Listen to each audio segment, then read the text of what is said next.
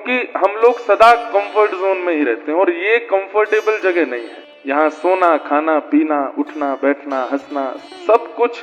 जोर से ज्यादा हंस गए तो सांस फूल जाती है, लेकिन हम तो यूज्ड टू हो गए यहाँ के वातावरण के। 4 दिन में अब अनुकूलता जैसी बन गई। तो आज गंगा दशहरा का पावन दिवस है और जिनके चरणों से श्री गंगा जी प्रकट हुई हैं, ऐसे ठाकुर जी के चरणों में हम बैठे। बंधुओं, कोई मेरे मन में ऐसी कभी कोई भावना नहीं रहती कि मैं कभी कंपैरिजन करूं, लेकिन जो बात है वो है, गंगा जी चरणों से निकली और श्री गंडकी मैया ठाकुर जी के गाल से निकली। और गाल से सीधा यूं ही थोड़ी यूं धार निकली आई होगी, गाल से थोड़े नीचे थोड़ी पे आई होंगी, थोड़ी से गाल पे गई होंगी, वक्ष का स्पर्श करके, उधर से फिर जंघा से, फिर चरणों से आकर के श्री गंडकी मैया प्रकट हुई। सर्वांगीण अंग का यदि जलाभिषेक पान करना हो तो श्री गंडकी मैया है। ठाकुर जी के चरणामृत का पान करना हो तो श्री गंगा मैया है। तो ये भी हमारा सौभाग्य कि गंगा दशहरा पर हम लोग गंडकी मैया के तट पर है। सारे कितने कितने सौभाग्य हैं, उन सबका मैं कहां तक वर्णन करूं। कल हम आप सब लोग गंडकी जी के तट पर गए थे और शालिग्राम भगवान, वैसे मैंने रात्रि में भी आचार्य चरण से बात की कि असली पहचान क्या है, कि शालिग्राम कौन है। तो उन्होंने कहा कि मुक्ति नारायण क्षेत्र में श्याम शिला जो भी है वो शालिग्राम ही है, आप उसमें संशय मत कीजिए। पर हाँ, जिस श्याम शिला में जरा भी रेशे हो, जरा भी एक श्वेत किसी प्रकार की आकृति हो, बस वो शालिग्राम नहीं। पूर्ण शालिग्राम मतलब पूर्ण श्याम है। अब चाहे उनकी आकृति टेढ़ी है, मेढ़ी है, ऊंची है, नीची है, जो भी है वो शालिग्राम ही है। लेकिन पूर्ण पहचान शालिग्राम जी के 2 रूपों में। पहले चक्रांकित, चक्र अंकित होगा और वो मिलना बहुत मुश्किल है। और दूसरा बिल्कुल पृथ्वी के समान गोल होंगे, चिपटे मिल जाएंगे, लंबे मिल जाएंगे, चौड़े मिल जाएंगे, ऐसे मिलेंगे, पर बिल्कुल गोल मिले। मतलब अगर रख के पूरा बना दिया जाए तो सर्कल, पूरा एक्चुअल सर्कल बने तो शालिग्राम। बाकी आप अन्य किसी श्याम शिला को देख करके ये मत सोचिए कि शालिग्राम नहीं, वो भी शालिग्राम ही है। परंतु पहचान की अगर बात करी जाए तो चक्रांकित और पूर्ण पृथ्वी आकृति जैसी हो वो शालिग्राम भगवान। कल इतने सारे लोग गंडकी के तट पर गए और वहां जाते ही पता नहीं क्या वो सब ढूंढने लगे, जबकि मैं मना करके गया था कथा में कि वहां बैठ के बढ़िया नारायण कवच करेंगे, नदी में कोई उतर। किसी ने नहीं मानी बात, सब कूद पड़े और ढूंढने में लगे हैं शालिग्राम, कैसे भी मिल जाओ। नहीं मिल रहे हैं। देखिए, पहली बात, जैसे ही गंडकी तट पर जाते हैं पादुका उतार दीजिए, मिलेंगे। हम बताते हैं प्रक्रिया, पादुका उतार दीजिए। दूसरी बात, भाई लोगों के कंधे पर जनेऊ होना चाहिए। यज्ञोपवीत संस्कार अगर नहीं हुआ है तो शालिग्राम भगवान अधिकारी को मिलते हैं, अनधिकारी को नहीं मिलेंगे। किसी ने मंगाए हैं, किसी ने फोन करके कहा, उनसे कहो खुद आके ले जाओ, हम नहीं आएंगे तो हमको, हमारे लिए तो मिल नहीं रहे, तुम्हारे लिए लेके आए। किसी ने मुझे पत्र में कहा, महाराज जी हमारे किसी ने कहा तुम खरीद के लो। खरीदना बिल्कुल नहीं। शालिग्राम भगवान को बेचना और खरीदना दोनों ही जघन्य अपराध है। स्वयं की निष्ठा से जाकर के, और बहुत जल्दी मिल जा रहे हैं इसका मतलब गुरु कृपा है, आराम से मिल रहे हैं इसका मतलब विरह दे रहे हैं ठाकुर जी, मिलेंगे। दूसरी बात, यज्ञोपवीत संस्कार होना चाहिए। तीसरी बात, गुरु मंत्र या नारायण मंत्र को बोलते रहिए, मौन हो जाइए जब तक श्री शालिग्राम मिले ना। अरे वो कोई पाषाण नहीं, कोई मूर्ति नहीं है, साक्षात परमात्मा को खोज रहे हो तब तो करो, थोड़ा भजन तो करो, थोड़ी साधना तो करो, नारायण मंत्र तो करो। कल वहां सब कूद पड़े ढूंढने, ऐसे नहीं मिलेंगे। और जितने बालकों को मिले, 3 बालकों को मिले, तीनों बालक अष्टाक्षरी 11 माला नित्य करते हैं। और जब वो वहां पर शालिग्राम ढूंढ रहे थे उस समय भी नारायण मंत्र बोल रहे थे मेरे बिना बताए। और उन तीनों को चक्रांकित नारायण मिले, चक्रांकित शालिग्राम मिले। यहाँ जब बाढ़ आती है, जब तेजी से जल आता है, शालिग्राम मिलेंगे ही नहीं, सब गांववासी सब निकाल के ले जाते हैं और फिर उनका विक्रय करते हैं, इसलिए शालिग्राम जी मिलते नहीं। और मूल रूप से वो चक्रांकित ले जाते हैं, नहीं तो असंख्य शालिग्राम है, वो सब शालिग्राम ही है जो श्याम शिला, बस सफेद रेशे कहीं भी ना हो। पूर्ण श्याम है तो शालिग्राम है। लेकिन चक्रांकित मिलना बहुत मुश्किल इसलिए भी है क्योंकि यहाँ आसपास के गांव के लोग उनको ले जाते हैं और ले जाके उनका विक्रय करते हैं। और दूसरी बात, शालिग्राम हिरण्य गर्भ है, उनके गर्भ में स्वर्ण होता है। कई लोभी लोग तोड़ करके स्वर्ण निकाल ले और उनको खंडित कर देते हैं, इसलिए भी शालिग्राम जी दुर्बल हो जाते हैं यहाँ पर कल 3 बालकों को मिले और तीनों बालक शंख चक्र अंकित, मतलब श्री वैष्णव परंपरा में दीक्षित, नित्य 11 माला अष्टाक्षरी करने वाले, और तीनों ही भक्ति पथ के सेवक, मूल सेवक। तो मुझे बड़ी प्रसन्नता हुई विराज रहे मंच पर ही, देखो पहले शालिग्राम कल जो प्राप्त हुए। अब इतनी स्पष्टता से चक्र अंकित शालिग्राम देखने को नहीं मिलते। मध्य में बिल्कुल ऐसे ही चक्र अंकित हुआ है और ये पूर्ण शालिग्राम भगवान चक्र अंकित है। और ये मैंने वहीं मिले कल जब हम लोग बैठे थे। फिर जो हमारे साथ में जो सेवा में हैं पंडित जी महाराज, उनको मिले, ये और बड़े हैं, ये भी चक्रांकित है। और ये जो वो कीट ठाकुर जी को खाता है, उसने तपस्या ही इसीलिए की थी कि सबसे सुंदर को खाऊंगा, तो ठाकुर जी बोले तुम हमको खा लेना, लाओ कीट बन जा। तो वही ठाकुर जी के अंदर ये चक्र अंकित करता है। एक शालिग्राम जी यहाँ बैठे नहीं है, उनके अंदर तो जगन्नाथ जी के जैसे नेत्र हैं और ऐसे अधर हैं, जैसे जगन्नाथ जी के अधर हैं, बिल्कुल ऐसे ही अधर हैं, छोटे से। एक शालिग्राम हमको और मिले, हमने चुपचाप अपनी जेब में धर लिए। हमको लगा कि कोई अधिकारी मिलेंगे तो हम देंगे, तभी हमको सामने एक अधिकारी दिखाई दिए, हमने चुपचाप उनको दे दिए। वो अधिकारी जिन्होंने अभी कुछ दिन पूर्व महाअवतार नरसिंह पिक्चर का निर्माण किया, हमारे अश्विन जी और उनकी गृहिणी और उनके दोनों बालक परिवार सहित कल ही आए थे। और ये उसी समय आए जिस समय हम गंडकी जा रहे थे। तो मैं तो चुपचाप जेब में धर के भाग रहा था वहां से, क्योंकि मैंने कोई खींच लेगा, मुझसे कोई मांग ले तो मैं मना करूंगा नहीं। अच्छा, वृंदावन में भी कई महापुरुषों ने मुझसे कहा नहीं, मैंने सोच रखा है कि मैं यहाँ आया तो कुछ आचार्य हैं मेरे, उनके लिए कुछ तो ले चलूं, तो अपने आप ढूंढ के शालिग्राम जी ले जाऊंगा। तो वो एक थे मेरे पास, मैं कहीं और तट पे जा रहा था, क्योंकि मैंने कहा मैं जहाँ जाऊंगा सब मेरे पीछे आएंगे, तो मैं किसी और तट पे जाके खोजूंगा। तो वो मुझे मिल गए सामने, तो हमने शालिग्राम जी लिए, मैंने चुपचाप धर लो, वो भी चक्रांकित हैं, पूरे चक्र बने हैं, तो उनको प्रदान किए। तो ये नारायण है, साक्षात परब्रह्म है, ऐसे नहीं मिलेंगे। थोड़ा जप कीजिए, थोड़ा धैर्य रखिए, थोड़ा ध्यान कीजिए और ढूंढते ढूंढते थोड़े व्याकुल हो जाइए, थोड़ा तप तो कीजिए, तभी तो मिलेंगे। कल तक तो मैं छूट नहीं दे रहा था, अब हम दे सकते। लेकिन माताएं बहनों से हमारी प्रार्थना है, स्पष्ट लिखा है कि वज्र के समान कष्ट होता है यदि कोई माताएं स्पर्श करती हैं। क्यों? क्योंकि जैसे पतिव्रता नारी होती है ना, ऐसे ही श्रीमन नारायण शालिग्राम पत्नी व्रता है। वृंदा के अलावा मेरा कोई स्पर्श नहीं करेगा, ये उनका व्रत है। तुलसी के अलावा मेरा कोई स्त्री स्पर्श ना करे, ये मैं व्रत धारण करता हूँ। बोलो पति पत्नी व्रत नारायण भगवान की।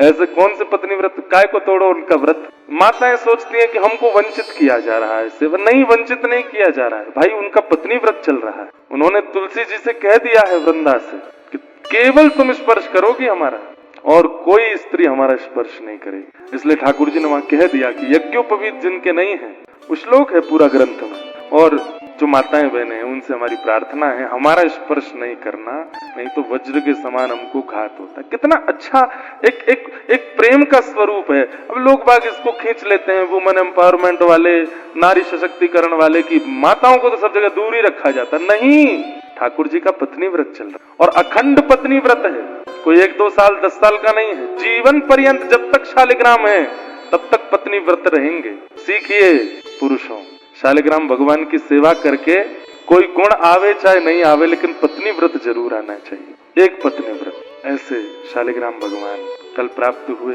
वहां छोटे छोटे शालिग्राम भी हैं, इतने छोटे छोटे। शालिग्राम भगवान का एक स्वरूप ये है, वो स्पर्श करेंगे ना तो बड़े नवनीत नवनीत जैसे होंगे। अच्छा, जिनको शालिग्राम मिले कम से कम एक रात्रि उनको घी में नवाओ, घी में ही छोड़ दो, रात्रि भर घी में ही रहने दो, दूसरे दिन फिर पंचामृत अभिषेक करो। वैसे तो आज्ञा ये है कि अपने सदगुरु को दीजिए, सदगुरु अर्चना करके आपको प्रदान करें, फिर उनकी सेवा। हमने तो वहीं 3-4 शालिग्राम भगवान का पंचामृत अभिषेक कर दिया, वहीं गंडकी में स्नान करके जिन जिन के थे उनको दे दिए।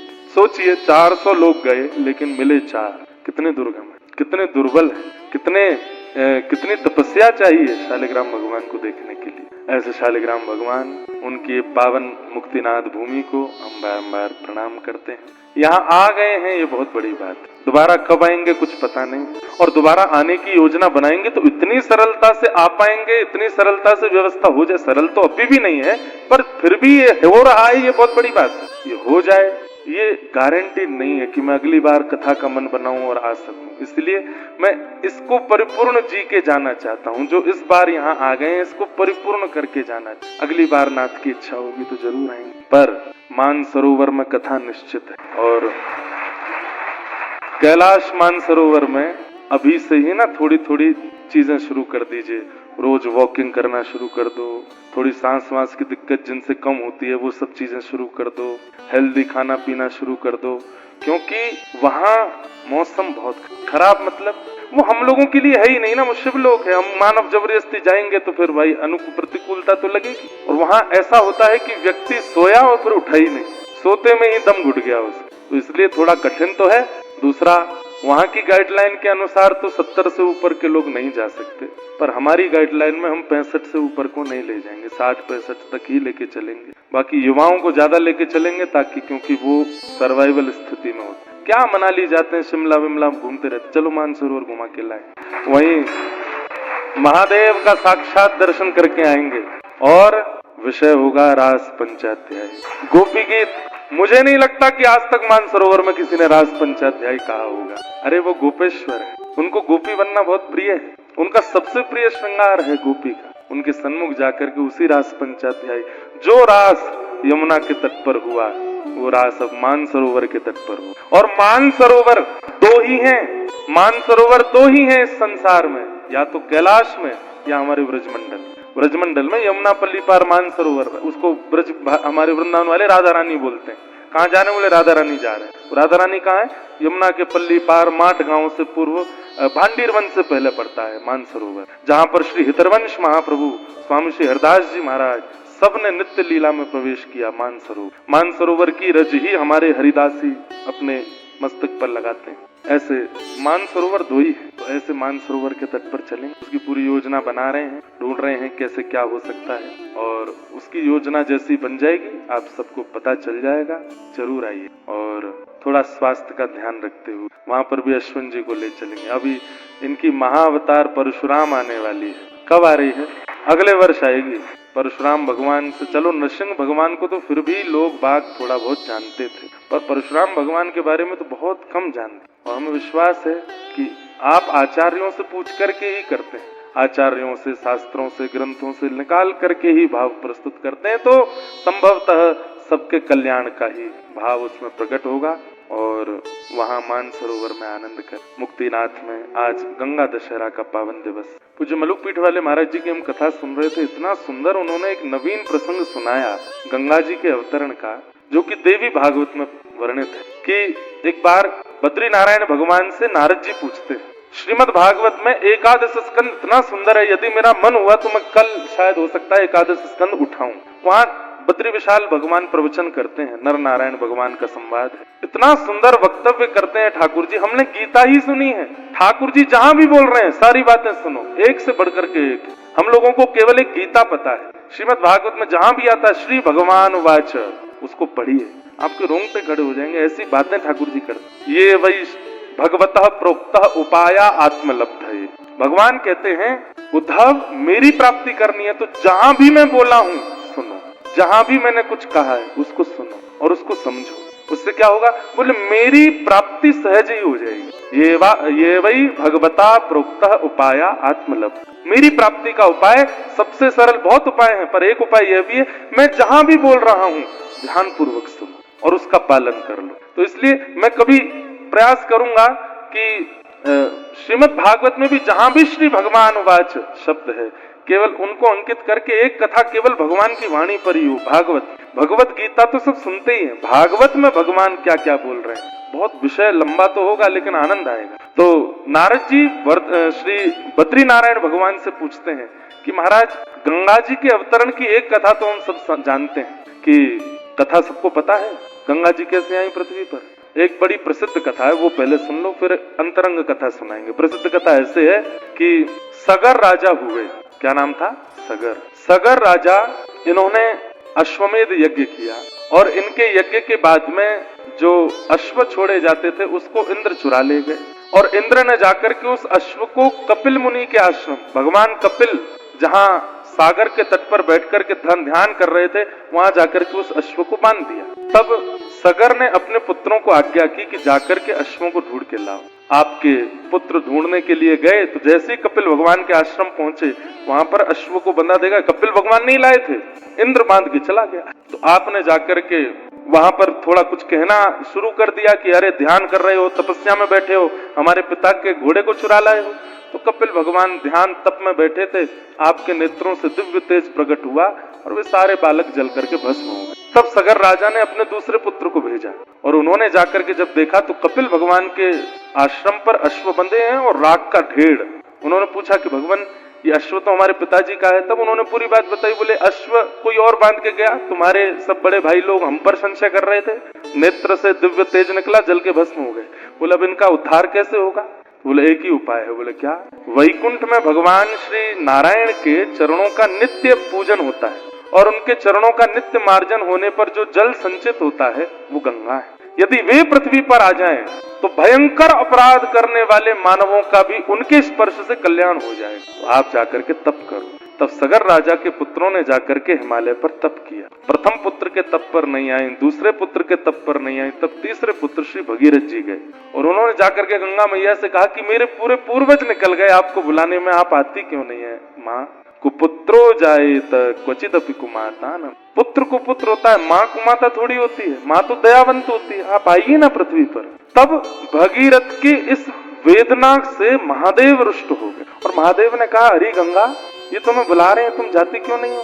तो गंगा जी बोली मैं पृथ्वी पर जाऊंगी, ये सारे दुष्ट लोग स्नान कर करके मुझे अपवित्र कर देंगे। तब महादेव ने कहा नहीं, आप माँ हैं, दुष्ट जन स्नान करके अपवित्र करेंगे तो संत जन आकर के स्नान करके आपको पवित्र भी तो कर देंगे। केवल दुष्टों का ही स्नान थोड़ी होगा। भजनानंदी, इसीलिए भजन भी आवश्यक है। जब व्यक्ति नाम जप करके गंगा स्नान करने जाता है तो गंगा जी उसका स्वागत करती है। इतने सारे पापी नहा करके गए, कोई नाम जापी आ रहा है, कोई भगवत निष्ठ आ रहा है, कोई गुरु निष्ठ आ रहा है, इसके स्नान से मैं पवित्र हो जाऊं। इसलिए गंगा स्नान से पूर्व थोड़ा सा तप किया करो, थोड़ा भजन किया करो। आजकल लोग समझते ही नहीं है, भारतीय लोग क्या बताएं, कूद पड़ते हैं, स्विमिंग पूल की तरह नहाते हैं गंगा जी में। अपराध है, भगवान का चरणामृत है। पहले तो कक्ष में स्नान करो, तिलक स्वरूप धारण करके बिल्कुल जैसे मंदिर जाते हैं वैसे जाओ, गंगा जी के तट पर बैठ के थोड़ा ध्यान करो, तप करो, भजन करो, नाम करो, उसके बाद गंगा जी में गंगा जी भी आह्लादित हो जाएं आपको लेकर के ऐसा। तब महादेव ने आज्ञा की कि नहीं आप जाइए, आपको कल्याण करना हो। तब विष्णुपदी गंगा वैकुंठ से प्रकट होती हैं, तब ब्रह्मा जी उनको अपने कमंडल में लेते हैं। कमंडल से प्रकट होती हैं, तब महादेव उनको अपनी जटाओं में धारण करते हैं। महादेव की जटा ही हिमालय के अलग अलग शिखर है। तब कहीं से अलकनंदा, कहीं से भागीरथी, कहीं से जाह्नवी आदि आदि रूपों में गंगा जी प्रकट होती है और देव प्रयाग में आकर के वह गंगा हो जाती है और आकर के पृथ्वी पर आगे आगे भगीरथ चल रहे हैं, पीछे पीछे गंगा भागीरथी चल रही और श्री गंगा मैया भ्रमण करती हुई उत्तराखंड, उत्तर प्रदेश, बिहार, बंगाल की खाड़ियों से होती हुई श्री गंगा सागर में विराजमान। बोलो गंगा मैया की। ये गंगा मैया की प्रकट कथा। अब अप्रकट कथा देवी भागवत में क्या है? बहुत सुंदर। नारद जी पूछ रहे हैं श्री बद्री नारायण भगवान से कि नाथ आपके चरणों का नित्य अभिषेक होता है? बोले जी। वो अभिषेक जल गंगा बन करके आ रहा है पृथ्वी पर? बोले हाँ। लेकिन गंगा में स्नान करके कभी कभी किसी को, कोई ज्ञानी हो तो उसको ज्ञान मिलता है, वैरागी हो तो उसको वैराग्य मिलता है, प्रेमी हो तो उसको प्रेम मिलता है। इतना सब रस एक नदी के जल से प्राप्त होना ये संभव तो नहीं। इसके पीछे मुझे लगता है कोई अंतरंग बात और है, इस जल में कुछ और भी मिश्रित है। तब श्री बद्री नारायण भगवान प्रसन्न मुद्रा से कहते हैं सुनो नारद, मैं तुम्हें सुन। एक बार की बात, श्री गोलोक धाम में प्रिया प्रियतम दोनों नित्य सेज पर विराजित थे। स्वयं बद्रीनाथ भगवान ही कृष्ण हैं, लेकिन अपनी ही लीला सुना रहे हैं। श्री गोलोक धाम में प्रिया प्रियतम नित्य सेज पर विराजित थे। रोज ललिता विशाखा अष्ट सखियां उनका मनोरंजन करती हैं, उनके रास में वर्धन करती हैं। लेकिन आज सब देवताओं ने जाकर के महादेव से कहा कि हमको ये सौभाग्य मिले कि हम गोलोक धाम में जाके हम वीणा बजामे, हम मृदंग बजामे, हम मंजीरा बजामे, हम गावें और श्री प्रिया प्रियतम रास। तो महादेव बोले मैं परमिशन लेता हूँ, एक बार ललिता जी मान जाएं। तो महादेव नित्य गोलोक धाम जाते हैं और श्री ललिता विशाखा जी से कहती हैं जो सेवा आप करती हैं वो सेवा का सौभाग्य एक बार हम लोगों को दीजिए, हम भी प्रिया प्रियतम का मुखोल्लास करें। ललिता जी आज्ञा देते हैं और आज सब देव समाज गोलोक धाम आया है। ब्रह्मा जी बैठे हैं, नारद जी बैठे हैं, सरस्वती बैठी हैं, महादेव बैठे हैं, सूर्य बैठे हैं, चंद्र बैठे हैं, सब देवता बैठे हैं और सब रास के भाव से आए हैं। तब सरस्वती जी कुछ गान करती हैं और सरस्वती जी के गान को सुनकर के प्रिया प्रियतम मंद मंद मुस्काते हैं, आनंद में भर जाते हैं। तभी ठाकुर जी टकटकी लगा करके महादेव को देखते हैं, जिनके नेत्रों से प्रेमाश्रु गिर रहे हैं। तो ठाकुर जी कहते हैं, महादेव अब आप कुछ सुनाइए, अब आप कुछ गाइए। एक तो भाव में भरे हैं, प्रेम छलक रहा है, ऊपर से गाने को कह दिया। तब महादेव वीणा लेकर के गाना प्रारंभ करते और ऐसा गायन करते हैं कि अभी तक सबके गायन में प्रिया प्रियतम केवल बैठे हैं, मंद मंद मुस्का रहे हैं, ताल दे रहे हैं, वाह वाह कर रहे हैं। लेकिन महादेव ने जैसे स्वर छेड़ा है, प्रिया प्रियतम अपने सिर से उठ पड़े और उठ करके नृत्य करने लगे। पहले धीमा नृत्य, फिर थोड़ी गति बदली, फिर थोड़ी गति तीव्र हुई। गति तीव्र होते होते होते महादेव भी ऐसे भाव में निमग्न हो गए, बस गाए जा रहे हैं। सब देवी देवता स्तब्ध होकर के देख रहे हैं और श्री प्रिया प्रियतम द्रुत गति से नृत्य करते करते करते करते द्रवीभूत हो गए। द्रवीभूत मतलब जैसे मक्खन पिघल जाता है, ऐसे प्रिया प्रियतम दोनों पिघल करके जल स्वरूप हो गए और उसी जल स्वरूप को महादेव ने तुरंत अपने सिर पर धारण किया और वही गंगा बनकर के पृथ्वी पर अवतरित। श्री प्रिया प्रियतम का मिलित द्रवीभूत स्वरूप यदि कोई है तो वो श्री गंगा जी, ऐसी माँ गंगा। अब ये देवी भागवत की कथा है और श्री बद्रीनाथ भगवान नारद जी को सुना है कि गंगा प्रिया प्रियतम का मिलित द्रवीभूत स्वरूप। इसीलिए जिस भाव से गंगा में स्नान किया जाए, ज्ञान मार्गी को ज्ञान देती है, वैराग्य मार्गी को वैराग्य देती हैं और हम जैसे ब्रजवासी प्रेम मार्गियों को प्रेम देती हैं, सब देती। क्यों? श्री प्रिया प्रियतम ही। ऐसी गंगा मैया के पावन प्राकट्य दिवस पर हम उन्हें प्रणाम। अब लेकिन मेरे मन में चंगा रही कि महादेव गा क्या रहे थे, वो ढूंढा जाए। सुबह से मेरे पद तो बन रहे थे मन में कि मैं कुछ बना के गाऊं, पर क्योंकि ये महादेव की भूमि है, नारायण तो यहाँ किराए पर आते हैं। हिमालय तो महादेव का ससुराल है। यहाँ पर अब किसी अपने मित्र के ससुराल में जाके अपने आप थोड़ी चले जाओगे, आप परमिशन लेनी पड़ती है आपको। तो ऐसे ही नारायण तो यहाँ परमिशन लेते हैं कि मैं बैठ जाऊं, यहाँ पे थोड़ी देर बैठ सकता हूँ। आपको क्या आवश्यकता है हिमालय पर रहने की? आप रहिए ना वैकुंठ में। नहीं, इन मानवों के कल्याण के लिए मुझे भी तप करना, तभी मुक्ति नारायण यहाँ विराज। परंतु ये भूमि तो महादेव की है। तो एक बहुत सुंदर पद है, अष्ट छाप के सखा गाते हैं। लोग बाग ऐसा सोचें कि भाई वृद्धावस्था में या फिर थोड़ी आयु और बड़ी हो तब जाए, क्या फायदा, अभी इंद्रियां सारी योग्य हैं। हम तो इसीलिए सारे दुर्गम स्थानों में कथा अभी कर ले रहे हैं, बाद का कुछ पता नहीं है, क्योंकि कलयुग इतना खतरनाक है, कलयुग बढ़ता जा रहा है, शरीर की स्थिति कुछ पता नहीं है। तो अभी हो आओ, जहां जहां हो आ सकते हैं, हमारे लिए ये बात है। और हम अपने युवा भाई बहनों से भी कहें, अभी हो लो, बाद का कुछ पता नहीं। और कलयुग इतना प्रचंड होता जाएगा कि हो सकता है कि आगामी समय में इन स्थानों के दर्शन हो ही ना, पता नहीं, कुछ भी हो सकता है। इसलिए हो रहे हैं तो कर लो। और हमें तो बस कोई कामना थोड़ी है, हमारे तो खुद के खूब धन लग जाते हैं, खुद की जेब से लग जाता है कई बार, लेकिन करना क्यों? यहां से कुछ प्राप्त होगा। अब मानसरोवर में कथा रास की होगी, निश्चित है प्रेम बढ़ेगा व्रज के प्रति, क्योंकि महादेव को वहां सबने महादेव की ही उपासना से कथा की होगी। वहां पर अन्य अन्य भावों से कथा हुई, पर रसयुक्त मुझे नहीं लगता कि अभी तक वहां हुआ है। और ये हो, ऐसा संकल्प यहाँ उठे तो निश्चित है कल्याणकारी होगा, आनंद आएगा, सब चर्चा करेंगे। मुक्तिनाथ, 2 दिन से हमारा यही विषय चल रहा है।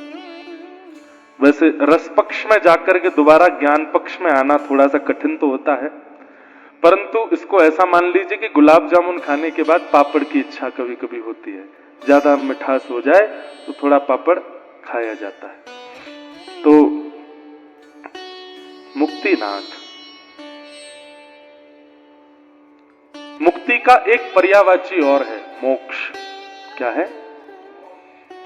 तो मोह का जो क्षय है उसी को मोक्ष कहते हैं। पर विचारधारा हमारी ऐसी बन जाती है आशावरी कि मृत्यु के पश्चात ही हम इन सब शब्दों का अपने अंदर आकलन करते हैं। नहीं, जीते जी मोह का क्षय ही मोक्ष है। और ये मोक्षनाथ है, ये मोक्ष धाम है। यहां 12 योजन तक एक कीट पतंग भी यदि अपने प्राण त्यागता है तो उसका मोक्ष निश्चित है। और मुक्तिनाथ के महात्म्य में ऐसा भी लिखा है कि जो जीवन में एक बार मुक्तिनाथ आ जाता है उसका फिर मोक्ष कन्फर्म है। पर हम तो दीयमानम न ग्रहणंति, परसों ही बात हुई थी हमारी आपकी कि दीयमानम न ग्रहणंति, हमें नहीं चाहिए मोक्ष। हम ब्रज के उपासक हैं, हम मोक्ष के लिए प्रार्थना करते नहीं। लेकिन आज सुबह मेरे मन में एक बात उठ रही थी। सुबह सुबह का सत्र इतना अद्भुत होता है बंधु, मैं आपसे फिर निवेदन कर रहा हूं, ब्रह्म मुहूर्त से लेकर के और कथा में आने तक थोड़ा कुछ चिंतन किया कीजिए। यहां ऐसा लगता है कि जैसे कोई आकर के कुछ बता रहा है। क्या हमारे पंडित जी आते हैं, मैं कुछ ना कुछ लिखता ही रहता हूं, कुछ ना कुछ उस समय चलता ही रहता है। मोह का क्षय ही मोक्ष है। तो सुबह आज मेरे मन में आया कि क्या मैंने कल या परसों के अपने वक्तव्य में मुक्ति की बहुत अवहेलना जैसी तो नहीं कर दी कि हमें नाथ ही चाहिए, नाथ ही चाहिए, नाथ ही चाहिए, मुक्ति नहीं चाहिए। जिसे स्वामी अपने नाम के आगे लगा करके बैठे हैं वो इतनी उपेक्षित तो नहीं होनी चाहिए। मुक्ति की इतनी उपेक्षा तो नहीं अच्छी। ठीक है, हम मानते, हम ब्रजवासी, हम ब्रज के लोग किसी को कुछ नहीं मांगते। हम कहते रहते कथा, मुक्ति नौन सी खारी लागे, मुक्ति नमक जैसी खारी लगती है। ये उपेक्षा अच्छी तो नहीं। तब मन में ये भाव आया कि मोक्ष केवल मृत्यु के पश्चात का नहीं। ये तो कल भी हुई थी बात। मोह का क्षय ही मोक्ष है, मोह का नाश ही मुक्ति है। और हम अगर ध्यान करते हैं, गुरु परंपरा का पाठ करते हैं, तिलक स्वरूप धारण करते हैं, धाम गमन करते हैं, लेकिन मोह वो नहीं छूट रहा है, तो मोक्ष नहीं हो सकता।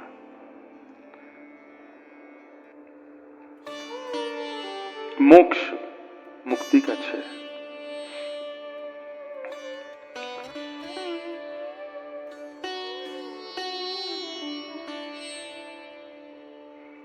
मुक्ति नारायण, मुक्तिनाथ। नाथ शब्द का अर्थ क्या होता है? रक्षक। जो हमारी रक्षा करे उसे नाथ कहते हैं। ठाकुर जी किन किन प्रकारों से रक्षा करते हैं?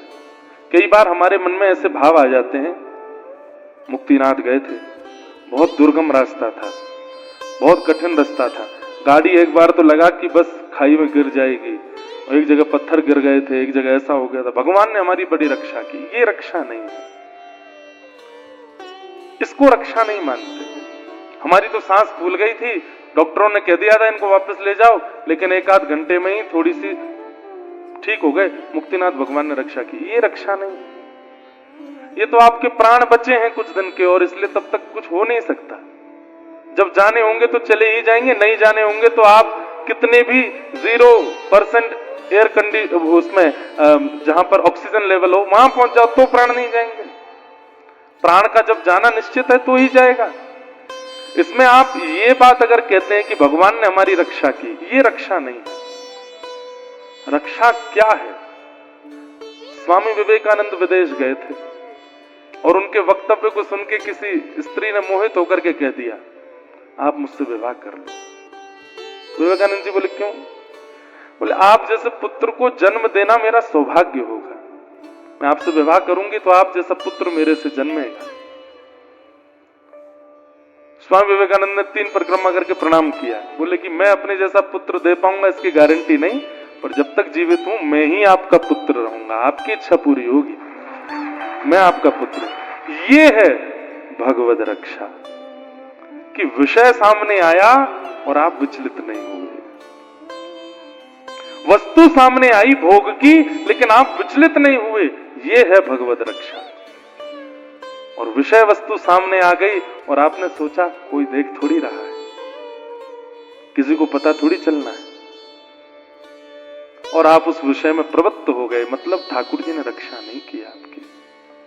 भगवान कहते हैं नमे भक्त्या प्रणश्यति, मैं अपने भक्त का कभी पतन नहीं होने देता। पतन का मतलब मृत्यु से तो नहीं होता। जीवित अवस्था में आने वाली योजनाओं में जब व्यक्ति, उनकी कथा सुनी होगी सबने, सदन कसाई, शालिग्राम भगवान को ही बाट मान करके तराजू में तोल देते थे, मांस, एक तरफ मांस दूसरी तरफ शालिग्राम। कथा सबने सुनी है। एक संत को पता चला तो शालिग्राम जी ले गए उनके पास से और उनका पंचामृत अभिषेक करके सिंहासन में बैठाया। तो शालिग्राम भगवान ने रात्रि में स्वप्न दिया, नहीं मुझे वापस वहीं छोड़ के आओ। बोले वहां क्या अच्छा लगा आपको? बोले सदन कसाई के जो तराजू में लुढ़कने में आनंद है वो सिंहासन में नहीं। तो संत ने पूछा कि क्या है उस सदन के पास? तब भगवान बोले उसका स्वभाव, वो क्रिया क्या करता है, वो कर्म क्या कर रहा है, मैं उसको एक बार को नजरअंदाज कर देता हूं। क्यों? क्योंकि वो उसके स्वभाव से बहुत नीचे है, स्वभाव उसका बहुत अच्छा है। न जाने कौन से गुण पर दया निधि रीझ जाते। जैसे ही संत वापस शालिग्राम लेकर के आए और सदन कसाई को कहा कि इनको तो तुम्हारे पास ही रहना है, रखो। तब सदन कसाई ने सोचा कि जब नाथ मेरे लिए सिंहासन छोड़ के आ सकते हैं, नाथ मेरे लिए पूर्ण व्यवस्था छोड़ के आ सकते हैं, मैं नाथ के लिए मांस का विक्रय नहीं छोड़ सकता। उसी लिए त्याग दिया, सब निकल पड़े जगन्नाथ की यात्रा पर। क्योंकि श्रेष्ठ कुल में नहीं थे, इसलिए लोग बाग उनको थोड़ा दूर रखते थे अपने आप से। एक नगर में पहुंचे तो उस नगर में एक कन्या खड़ी थी अपने बालकनी पर और देख करके रीझ गई सदन कसाई से। सदन जी ने उसको देखा, कुछ ऐसा भाव नहीं था, पर उस कन्या ने कुछ इशारा किया तो सदन जी तो भक्ति में लीन थे, उन्होंने बस हाथ जोड़ करके ऐसे सिर झुकाया। कन्या ने इशारा, उस स्त्री ने इशारा ये किया था कि अगर तुम मुझसे विवाह करो तो मैं अपने पति को मार के आ जाऊंगी। और सदन कसाई तो दीन होते हैं ना भक्त, तो उसने यही किया, मार करके अपने पति को आ गई और आकर के कहा कि अब तुम मेरा संग करो। सदन जी बोले मैं इसके लिए उपयुक्त नहीं हूं, मैं तो अब नाथ को प्राप्त करने जा रहा हूं, अब संसार की कोई रुकावट मुझे कैसे रोक सकती है?